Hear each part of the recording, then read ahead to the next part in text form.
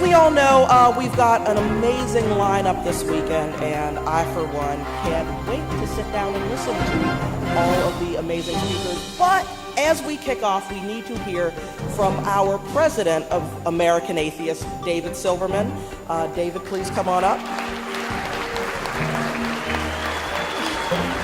Yay! May I? So yes, David's a great guy, and get me a couple drinks and I'll talk about how great a guy he is. One of the reasons why we are here in Utah is to normalize who we are. We are your loved ones, we are your friends, we are everybody you meet. We're the people on the street. Wait a minute, that's Sesame Street. Right. Yeah, the atheists are the people in your neighborhood. Okay. And nobody better to do that than you, because you are lovable, you are memeable, and you are my friend. Thank you so much, David. Thank you so much. Thank you so much, Camila. Good morning, everybody. Woo! I was going to come out and say, let's get this party started, but the rumor has it that the party started last night at the bar and then migrated up to the 11th floor. So that's great. I would like to start out by wishing you all a heartfelt, wonderful Good Friday. It is going to be a Good Friday. We have fantastic speakers, and today I'm going to give you my presentation. Can we go to the slides, please? I have lipstick on my face. It's staying. All right. This side? All right. Well, that's okay. I don't want a lipstick on my face. How many people get this? It's not a good thing. All right, so my speech today is called Seeds of Doubt. I'm premiering it at this convention, and really this speech is designed to give you an idea of what we're doing. And I wanted to make this speech about everything that we're doing, and I utterly failed. There's just no way. So what you're going to see is I'm going to talk about some of the things we're doing, and then I'm going to run out of time. And then later on, Eric Husby is going to come on and talk, and then he's going to run out of time. And then Amanda Knief is going to come up, and guess what she's going to do? She's going to run out of time.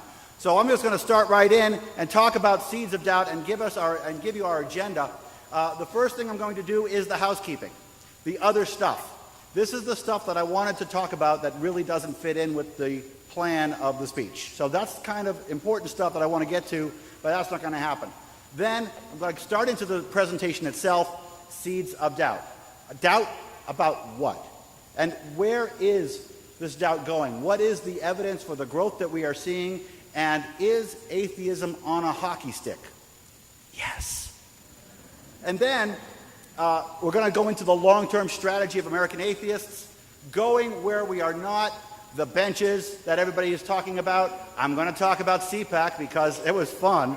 Then I'm going to talk about the other side. I talked about the conservatives. I'm going to talk about the progressives, make two very important announcements, and then I'm going to talk about what will happen and, most importantly, what can get in our way. Now, before I go into all that stuff, I'm going to go into the housekeeping part. Now, this is very important to me. First things first. I love first things first. Ladies and gentlemen, please raise your hand if this is your first atheist convention ever.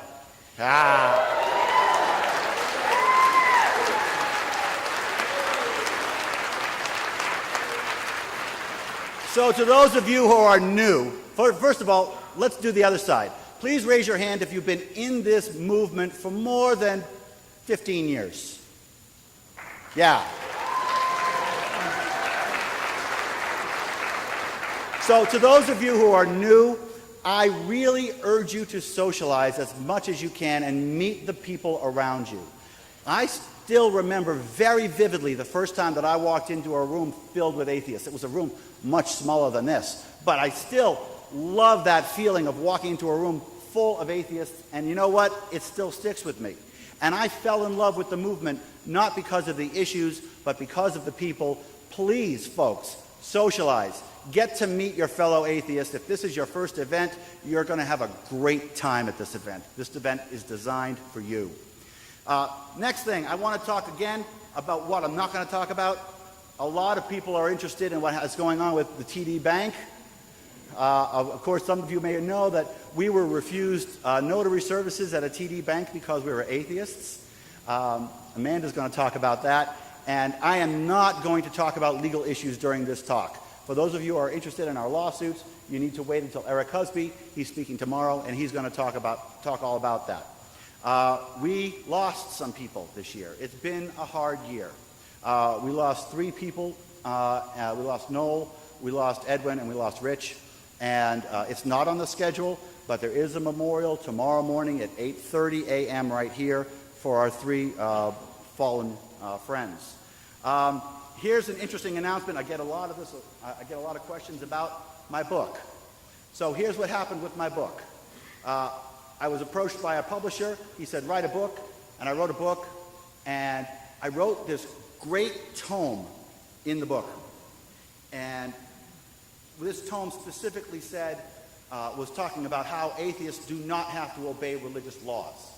That if a religious person comes to you and says, hey, it's against my religion for you to do that, you still can do that. It's okay. And in fact, he is kind of being a butthead for telling you that you have to respond to his laws. So I wrote this great tome, and at the bottom of it, I put a smiley face, and I labeled the smiley face, the Prophet Muhammad of Islam.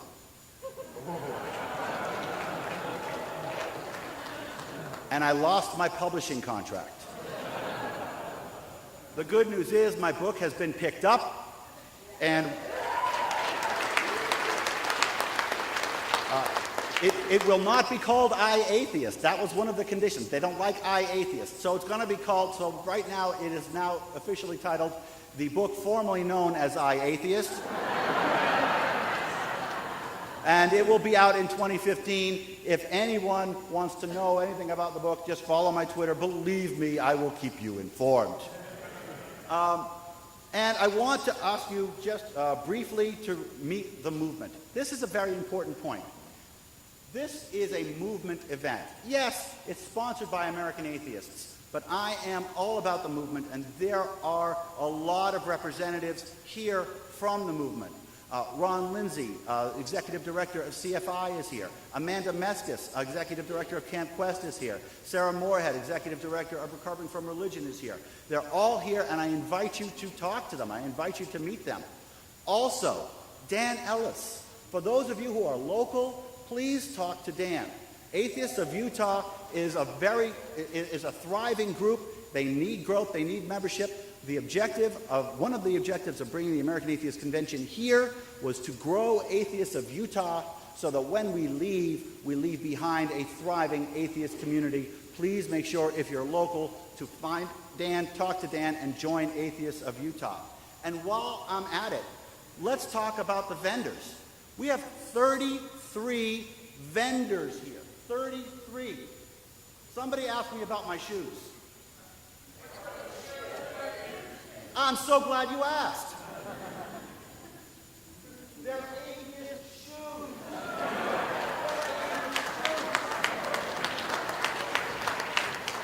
Now, when we started, for forever, I've been worried about making an atheist economy. We have to create and nurture an atheist economy. Atheists buying atheist stuff from atheists. This is important. This is how we grow as a community. It used to be that we would have 2 or 3 vendors. We have 33 here because we're succeeding. I've got in my pocket a what the fuck face pendant. This is important stuff. This is important stuff. And lastly, before I get into the presentation, I want to take a moment to thank all the staff and all the volunteers. Yeah. You know what?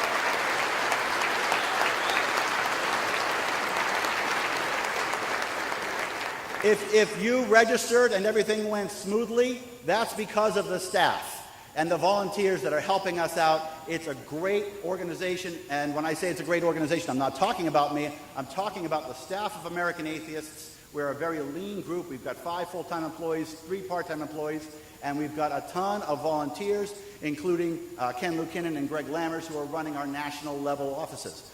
So thank you all for listening to the housekeeping. let's get into seeds of doubt.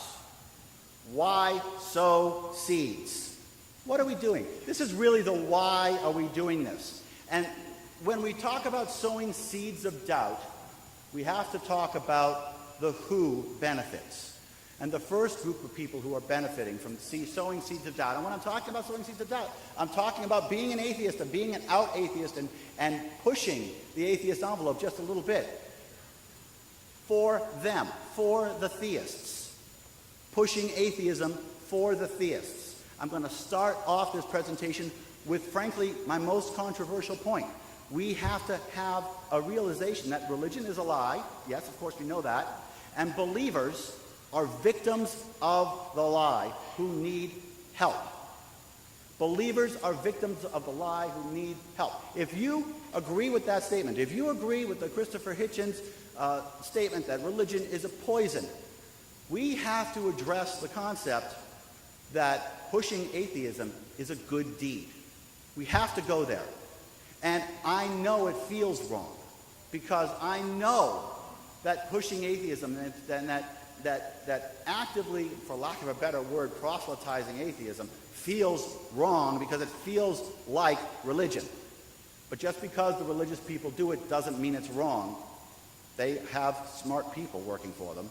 And if religion is a lie, and those of you who have recovered from religion can understand how much better you feel now that you're out, well, we have to take for granted, we have to at least take under consideration the fact that preaching atheism and talking atheism and pushing atheism is not only a good thing to do, it is a good deed to do for the people listening, whether they like to hear it or not.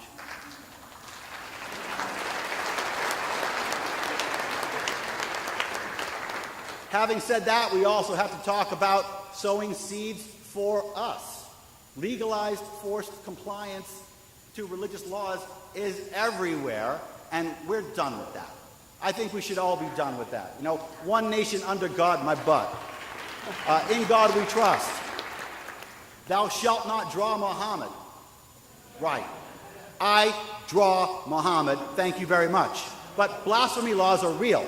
Blasphemy laws are real, and there are people in this country, Mariam Namazi is going to be talking about this later, but there are people in this country that are pushing blasphemy laws. There are people in Western Europe that are under blasphemy laws right now. This is something that we have the obligation to ourselves to fight tooth and nail. Restrictions on abortion and bodily autonomy, death with dignity, LGBT equality. These are primarily separation of church and state issues. They have to be recognized as such. They are attempts by religious people to force their morality on everyone else. We must fight that. It is our job to fight that.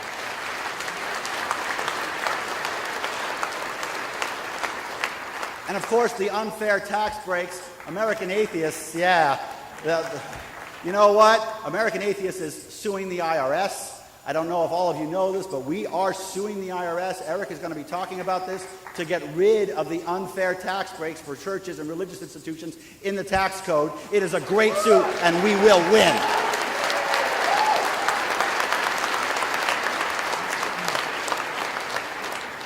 Beyond for them, beyond for us, we need to sow seeds for this country.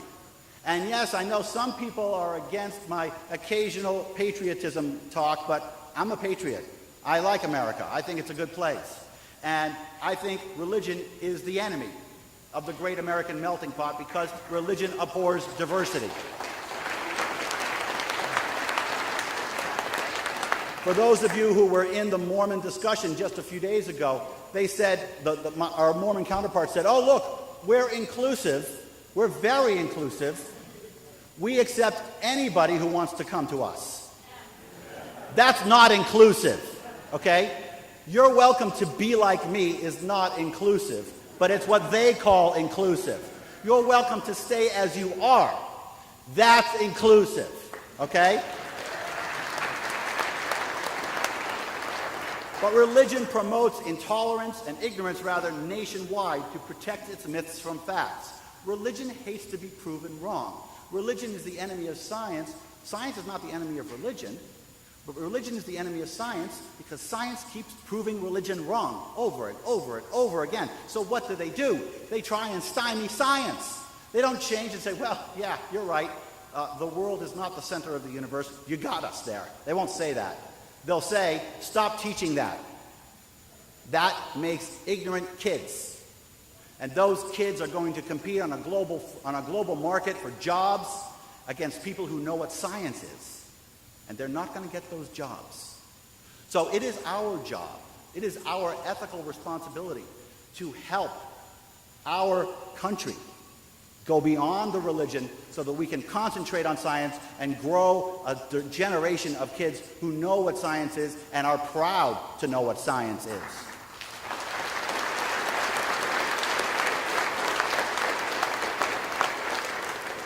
And finally, religion demonizes outgroups. Again, back to the Mormons. You can be like us if you want. Anybody can be like us.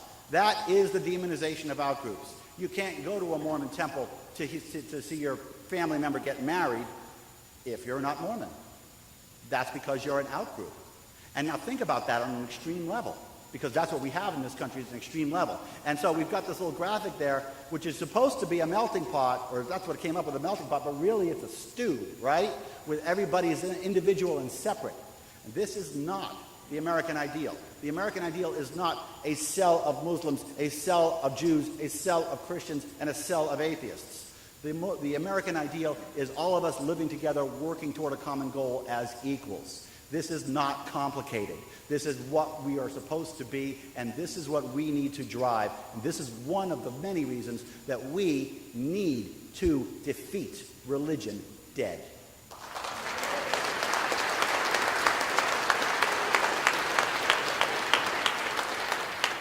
Now, I want to talk a little bit about how the movement is expanding.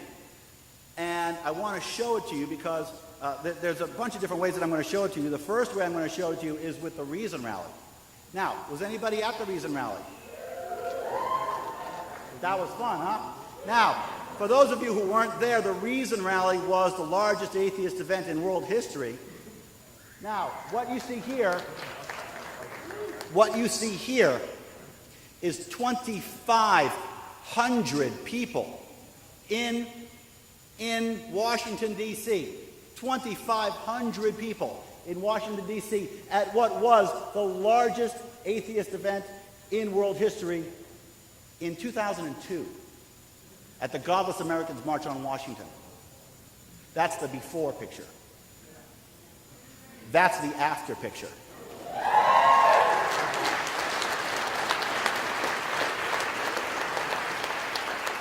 This is what we're seeing. Now, this is 30,000 people. 30,000 people in the rain. You see the skies and the difference in the skies? The top picture is a nice, pretty blue sky. We didn't have that at the Reason Rally. It was cold and wet and rainy, and people were wearing ponchos, and they smiled the whole time. 30,000 people in the rain. And this is still just the beginning of the growth that we're seeing. Let's look at other things that are giving us some ideas on how fast we're growing. Oh, look, there's God. So let's talk a little bit about soft stuff, and then I'll get into my friends, the numbers. I like numbers. Atheists like numbers. But let's start with the qualitative stuff first. One of the things that you can see is the atheist groups popping up over the past 5 years. On the national level, Hispanic American freethinkers, David Tamayo is here. Black Atheists of America, Black Non-Believers, Mandisa is here. Recovering from Religion, Sarah is here. There's so much growth in groups. And that's a symptom, right? It's not that we're making atheists, it's that we're supporting the growth of atheists. Local, social, and activist groups are growing up everywhere. In just about every city now in this country, every major city, something atheist is happening. In every city, even in the Bible Belt. There are meetups, there are drinking with skeptics, humanist communities, growing, growing, growing. Student groups. August Brunsman from the SSA is not here, unfortunately, today, but they're growing like crazy, adding affiliate after affiliate after affiliate. They're not making atheists. They're satisfying the need of the explosion of atheists that is happening around us. This is what we're seeing on a national level.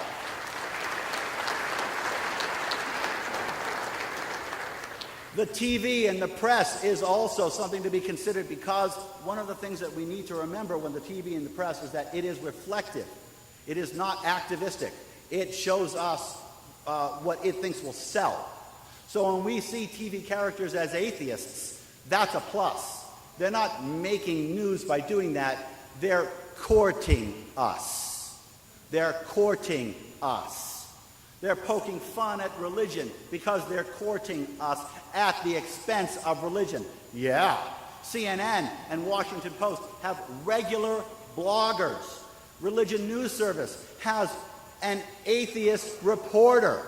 Religion News Service has an atheist reporter, and just last week, the Salt Lake Tribune announced that it is dumping the faith section of their newspaper. Wait a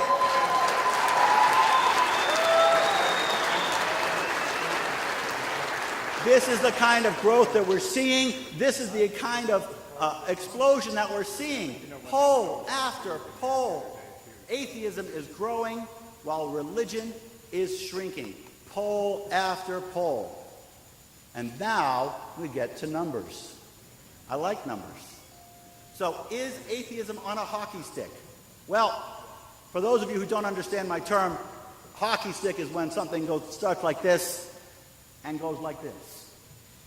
And so the first thing I want to do is show you something that doesn't look like a hockey stick, which is that. This is from a Gallup poll of 2012 that shows the growth of nuns is still increasing, but on a lessening rate. Now, before I get into the numbers, let me just say this. I am fully aware that not all nuns are atheists, but they're a heck of a lot closer to us than they are to everyone else. And one thing that we don't take care of, when people say, well, not all nuns are atheists, they don't consider the fact that a ton of atheists call themselves Christians, Muslims, and Jews. Okay? So I'm going to talk about nuns because that's us. And I'm just going to use that as an example. Now, when this chart came out, when this poll came out, the news was all over it because the first thing you see is that the growth of atheism, the growth of the nuns, is decreasing. It's still growing, but to a lesser extent. And the headlines were great. You know, the growth of nuns is leveling off. The age of atheism is over. So maybe we should just go home. Or we can take a moment to look at the numbers one level deeper. Percent. Let's take a look at the numbers one level deeper. It's the same poll. It's the same timeline. But what are we seeing here? Well, the first thing you're going to see, I hope you can see this, is that this is, these lines are the green line on the middle. The green line in the middle is the upper chart, okay? And we separate it out by age. We see the known stereotype that the younger you are, the less religious you are. We can see what's going on here. The 30 to 39s had a huge uptick. The 18 to 29s reached 32%. And everybody who's below the average is old. So, and yeah, I'm going to use those languages, okay? But what's going to happen here? Look at this chart and just think about it. What's going to happen in 20 years? What is going to happen when the 65s, I'll say it, die? And when the 55s, I'll say it, die? What's going to happen to that average? Ladies and gentlemen, we are looking at a huge uptick. Bruce, screen. Bruce, thank you. We are looking at a huge uptick over the next 20 years that is inescapable. It is inescapable. We are on the very precipice of a hockey stick. Within just a couple of decades, we are going to double in size. We are going to be 30% of this population. This does not even include the fact that the younger folks are growing, that those clouds are coming up. This is not even including the fact that there are more people coming in, and they're going to be less religious too, because guess what? The 30 to 39s and the 18 to 29s, they're breeding. So is atheism on a hockey stick? Oh yeah, it's on a hockey stick. So while they're telling us, you guys got to go home, we are not going home. We have things to do. Now, religion is going to do everything that it can to stop this trend. Religion does not want this to happen. They do not want to see us in the 20 and 30% range. They do not want to see that at all, so they are lying. They are saying we don't exist. They are trying to divide us and saying, well, there's only a few percent that call yourselves atheists. And they completely ignore the atheists who call themselves agnostics, the atheists who call themselves secular humanists, and the atheists who call themselves secular none or secular other. These are all atheists, and it brings us nice and up. But the fact is that they will do whatever they can to minimize the trend that is unavoidably true. Revisionist history, fake science. Did you know that there's a geocentric movie out there where they quote mined Lawrence Krauss, and they made it sound like he was a geocentrist? They will lie, and they will put out these propaganda movies. Like Noah. Oh, geez, guess what? The big problem with Noah was that it wasn't biblically accurate enough. This is what we're dealing with. And so, this is the big point. Given the fact, given these two charts, and given that religion is doing everything to stop us, we have our long-term strategy. Our long-term strategy is to simply outlast religion. And we're going to do it by establishing and maintaining a presence in every possible place. We are going to sow our doubt for the basics, just the basics. We don't have to get complicated. But we're going to sow our doubt everywhere. But doubt about what? Doubt about what? Well, the first thing that we're going to talk about is the veracity of religion. How true is this? We're going to talk about this. How true is religion? Well, of course religion is flawed. And anybody in this room can point out flaw after flaw after flaw of any religion that we pick. You know, the omniscient, all-powerful God who lets bad things happen to good people. You know, this is basic stuff, and we can point it out, and there are lots of silver bullets that we can use. One religion is no more valid than the other. Oh, your Jesus is more real than the blue God with the many arms? Well, there's a billion people that disagree. Well, guess what? You're just one of many. And they are only members, and this is a real powerful point. Gets them to stutter, the fact that they're only members of the church that they're in because they were born there. That's a real powerful point. And we need to drive that home. We need to drive that home. These are three simple points. We don't have to get into very much detail. These are three really easily pushable points as we move forward in this thing, as we move forward through this time frame. We're also going to sow doubts about the ubiquity of their religion and the presence of atheists. Isn't Salt Lake City a Mormon city? Doesn't everyone believe something? Isn't religion necessary? No. And we need to make those points because Salt Lake City is not a Mormon city. It is an American city full of a very diverse American population, including a very good atheist organization and a very thriving population.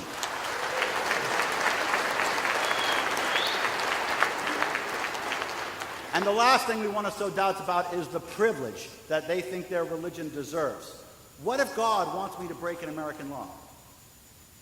Ask people that. What if God wants you to break an American law? And who tells you that? It's a great question to ask any and every politician. Any and every politician. What law comes first? Article 6 of the U.S. Constitution says, among other things, that the Constitution itself is the supreme law of the land. Do they agree? We need to know. We need to know. We are a Christian nation. How many people have heard we are a Christian nation? Yeah. And a lot of people say we are a Christian nation, period. But really, what we should be doing is pushing we are a Christian nation, comma, so. Because there's that's a response to something.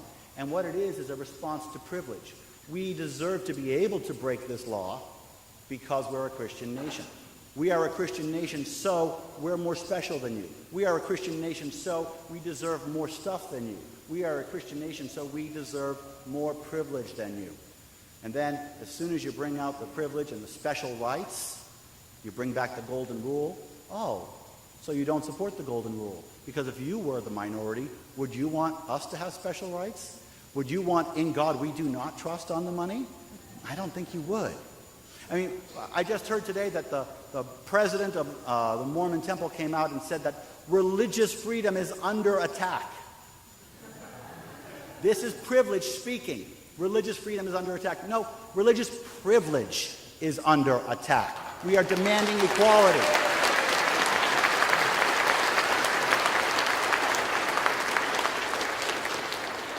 And speaking about religious privilege, we are taking atheism where we aren't.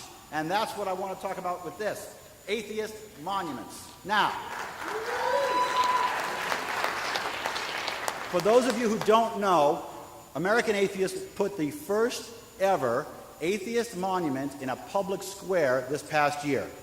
They had a big Ten Commandments monument. You can see it in the picture. They had a big Ten Commandments monument, 12 feet tall. And it was there for a reason, right?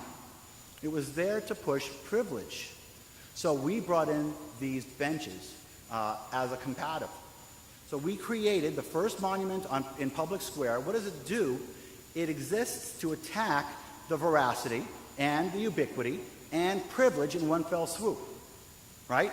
It counters religious arguments in the text on the monument. It counters the ubiquity. It reminds people that this is not a Christian city. This is a diverse city, and atheists are here. And it accounts the privilege. Now, the privilege is important. The privilege is very important because the Ten Commandments were put there. Why? Because we're a Christian nation, and we deserve our big 12-foot monument on the public land. But we're not. And so we used the First and the 14th Amendment to sue and succeed. And the thing about it is, these are slam dunk cases. You can't do it. You can't put this in there. So we go into these cities, and we're doing this multiple times now, where there are existing Ten Commandments monuments and insisting on putting up an atheist monument. Now, some people say, hey, you know what? There's really, why are we putting up atheist monuments? It just makes us look like them. It just makes us look like religion. You have to understand the point here. When you have a Ten Commandments monument in a public square alone, it conveys a clear message of endorsement of Christianity. When you take that same mall, that same area, and you put in an atheist monument too, the message completely changes from one that specifically endorses Christianity to one that specifically does not endorse Christianity. It is worse for the religious right to have a place that specifically endorses pluralism, that specifically endorses the fact that Christianity does not deserve a privilege. Why is that important? Because it reduces the incentive to put more monuments up. We don't want the monuments up. We don't want benches everywhere. And when those Ten Commandments monuments come down, our monuments come down. No problem. No questions asked. But these are, but this is not going to be something that is taken lightly because they're virtually unlosable cases. And I like virtually unlosable cases.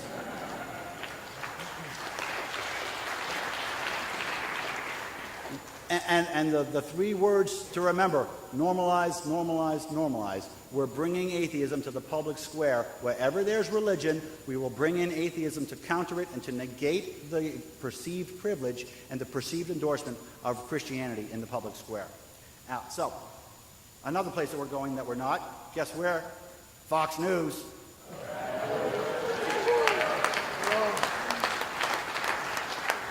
I gotta love me some Fox News, folks. You know, no matter what you say, Gretchen Carlson, she's done well by us, she's done well by me. We've got too many appearances to mention at this point. In fact, I think I am the first atheist in the country with a regular appearance on a talk show to present the atheist viewpoint, and that as an equal to Christians and Jews.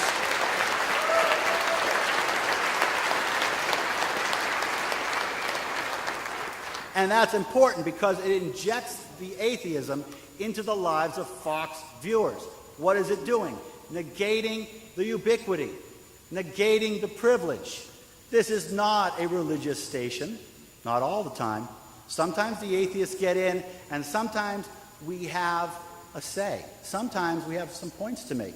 But again, just like the growth that we've seen in atheist groups, just like the growth we've seen in press, this is a symptom, not a cause. I like Gretchen. She's not doing this for me. She's doing this for her and for her show. And she's doing it for her and for her show because she and her producers think that adding the atheist brings in viewers and raises their points. They know we're growing. They don't like it, but as we go on, as atheism continues to explode, we're going to see a lot more atheism where it doesn't supposedly belong on Fox News.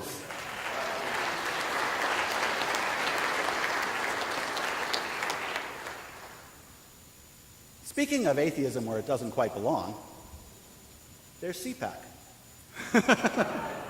Now, this is a great picture, and you can't quite tell what's happening in this picture.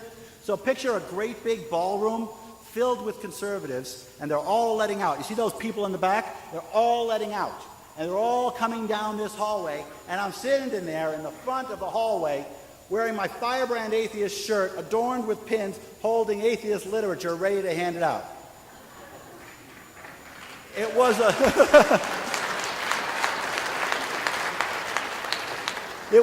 a little bit scary, I will tell you. At first, it was a little bit scary. It was the first atheist presence of its kind at this event. Nobody had heard from us. Nobody had seen from us. We were originally there to have a table, but then they found out we were coming, and they complained. And then they made up a reason, a lie, to take our table away. They said we were attacking theists when we attack religion. No, we don't attack people. We attack religion because religion deserves to be attacked. Very simple. But we were the first ones there, and we spread the word at CPAC over and over again. No, conservatism is not just for Christians. And atheist fiscal conservatives, by the millions, are being pushed away by the theocrats who are trying to equate conservative politics with Christianity. You know what, folks? There's a lot of conservatives who are not Christian right. There's a lot of conservatives who are not Christian right. And what we saw was really an interesting experience. We went in there specifically to divorce Christianity from politics at the ground level. And I think we made some serious headway because guess who I met at CPAC? A lot of atheists. A lot of atheists.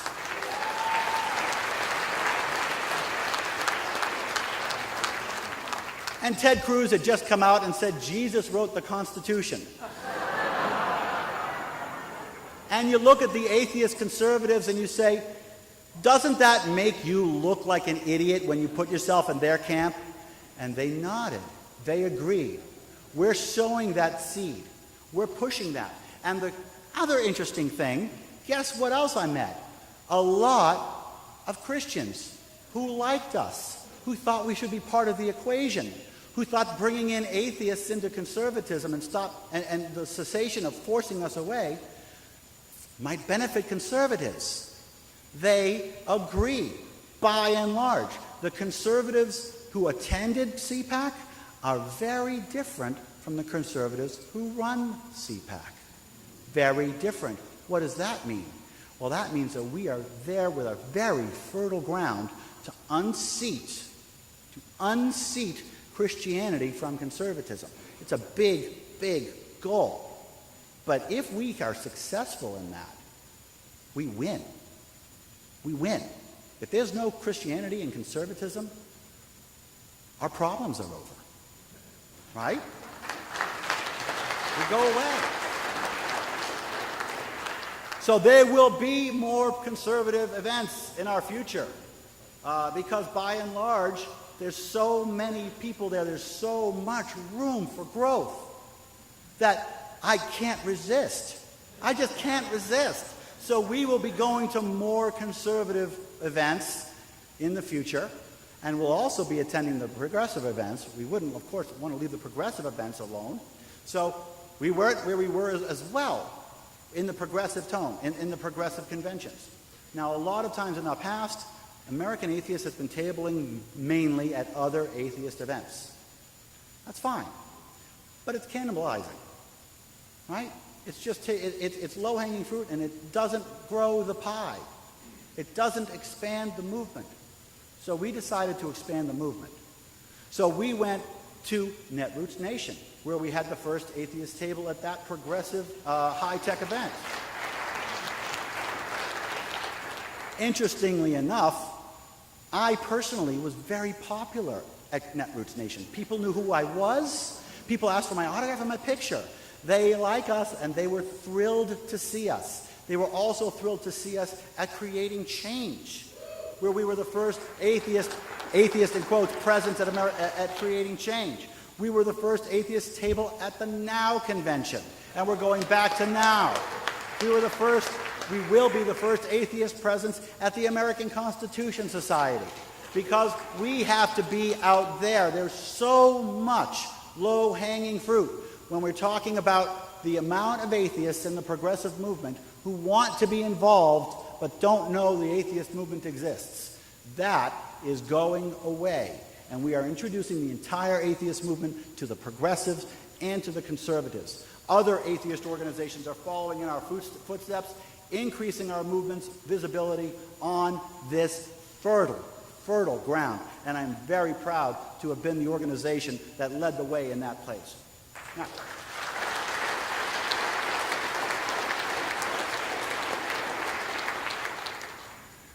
several years ago, I attended a pajama party.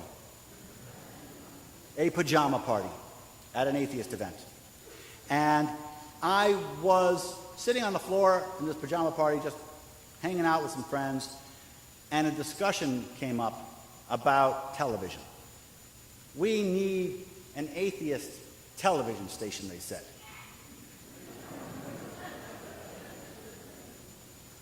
So we're making an atheist television station.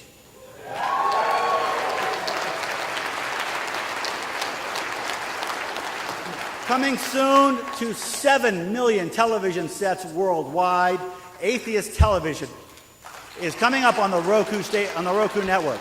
It is going to be the first ever atheist television channel that you can see on a TV like a regular person. You will be able to view atheist programming 24/7 on your television, on your phone, on your tablet. It will be live streaming, and it will include video on demand, so you can watch whatever thing you want, including 2012's Reason Rally, or the Atheist Viewpoint, or any other shows from any other organization. We are opening this up to the entire movement as equals. That's our theme. Other orgs, bloggers, vloggers, if you've got content and it's good quality, we want you on Atheist TV, where everybody can see you on their regular television network. And for those of you who want to subscribe, it's free, at least for now. And we'll be launching that in July, and it's actually in beta now, and we'll be launching it in July, and we're very excited to bring this to you, bringing atheism as a channel where it wasn't. And speaking of bringing atheism where it's not, let's talk conventions. Let's talk conventions. Next year, we all know because you've read your pamphlets, the 2015 Atheist Convention will be in the Christian city of Memphis, Tennessee.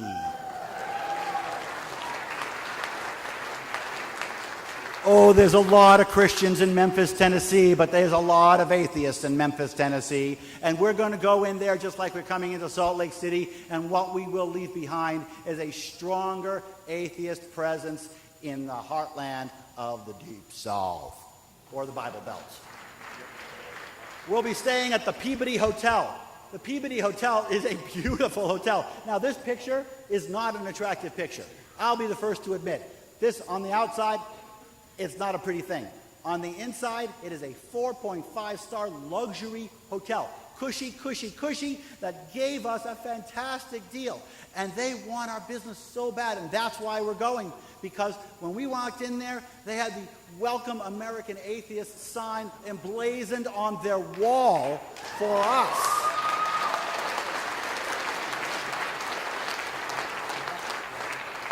But that's not the only convention in 2015.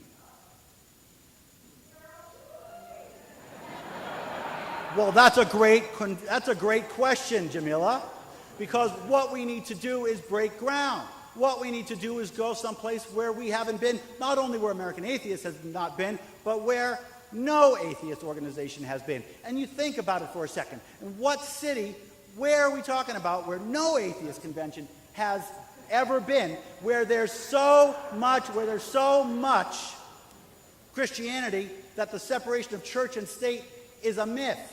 Well, folks, we're going to San Juan. And in San Juan, on August 21st through 23rd, we are going to bring atheism to San Juan in a great big fat way.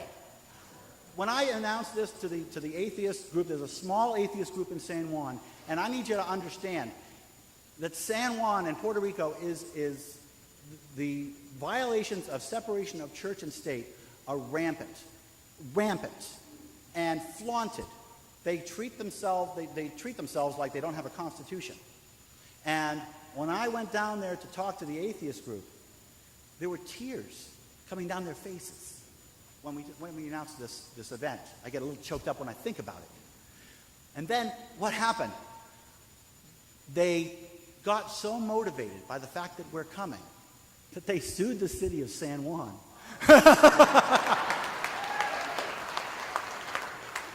They lost, but they were pumped, they were psyched, and they are ready for an atheist convention of proportion to come to the wonderful city of San Juan. And I am really pleased to bring it to you. This will be the first atheist convention ever in Puerto Rico. It'll be the first primarily Spanish language atheist convention in American history.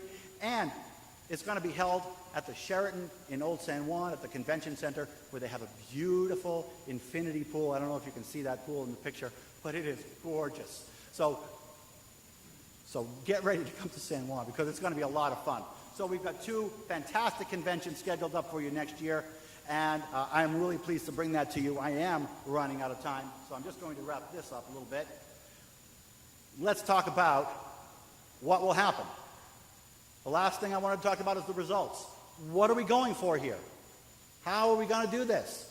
Well, what will happen is atheism is going to be everywhere, folks. Privilege, ubiquity, and veracity of religion will be challenged everywhere. There will be no sanctuary for theism.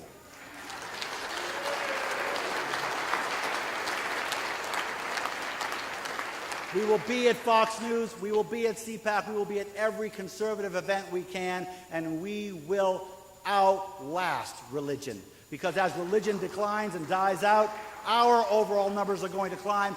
We're going to climb that hockey stick, and pretty soon we'll be the ones speaking at CPAC. We'll be the ones on Fox News with our own television shows. We're going to be taking this to the next level, and we're going to win this battle because of this kind of strategy. Young people all over will continue to be influenced by education and therefore become more secular, and all this will create a safer place for atheists to be out and proud everywhere. Everywhere.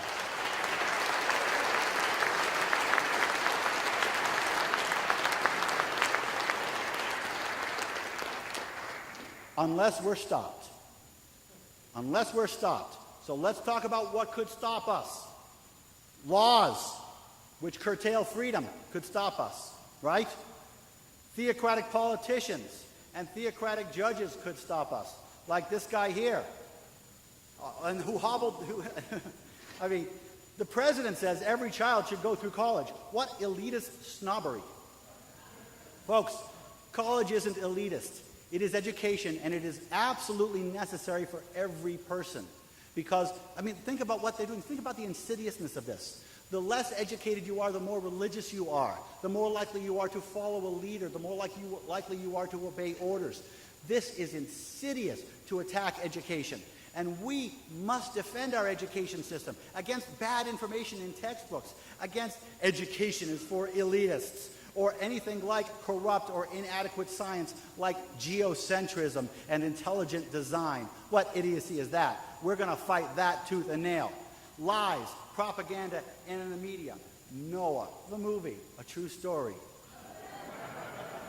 The geocentric universe, man, that scares me to see Lawrence Krauss on there, taken out of context like that, and wordsmith like that. And of course, the History Channel. History Channel, which airs more about the Bible than it does about, I don't know, history. But the most important thing that can stop us, the biggest thing that will stop us, and it may stop us, is apathy. People who don't care. Apathy and inactivity, letting the above happen. Oh, it's not going to be a big deal. That's what's going to kill us. That's what's going to take that hockey stick and turn it around. That's what's going to educate our kids about Jesus in the science classroom. Apathy is our enemy. Even worse than religion, apathy is our enemy. And that's why apathy is the one thing that we as an atheist movement need to fight more than anything else. And that's why when you're talking about atheism, you're not just talking about talking atheism to theists, you're talking about talking to atheism to atheists, whether they call themselves Christians or Jews or Muslims or secular humanists or thinkers or skeptics or whatever, call themselves atheists. They must be recruited, they must be motivated, and they must be shown that their apathy is hurting this country and hurting this movement and hurting our future. That must be stopped.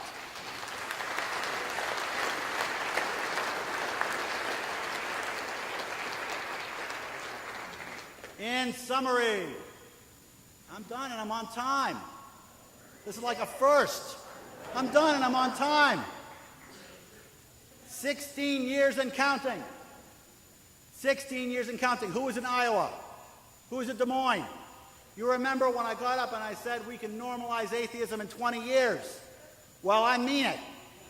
I mean it. 16 years and counting. And look at what we've achieved. Look at the growth that we've achieved only in the last 4 years. Look at the explosion that we've seen only in the last 4 years. Folks, I might have been too conservative in my 20-year estimate. We might get there earlier. If we continue this pace and we do not concede to religion's veracity, ubiquity, and privilege, and if we work as a movement, not as an organization, not as individuals, not with personal agendas, but as a coordinated movement, we can get this done fast and soon.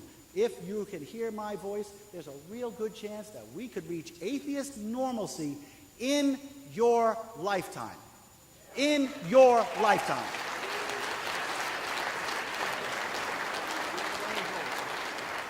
And I am so privileged and so honored to be the President of American Atheists during this period of time. We are the first and the leaders over and over again. The first here, the first there, the first everywhere. We're doing that because we are the firebrands. We are the firebrands, and that means we do things first. We take it on the hit. From the billboards to CPAC, from the public square to Fox News, we pave the way. Even if the road is difficult, because the road is difficult. Somebody has to take the difficult road. Somebody has to take it on the chin. Somebody has to pave the way. Somebody has to stand in front of the CPAC crowd with an atheist brochure for the first time. So the next people who do it won't have the shock factor. It'll be easier for them because we did it first. Yes, it means we take it on the chin. Yes, it means we get a lot of hate and a few death threats, and it kind of sucks. But in the end, we wouldn't have this any other way. This is why American Atheists is here. This is what American Atheists is doing. And with your support and with your help, we will not stop until the job is done. Thank you.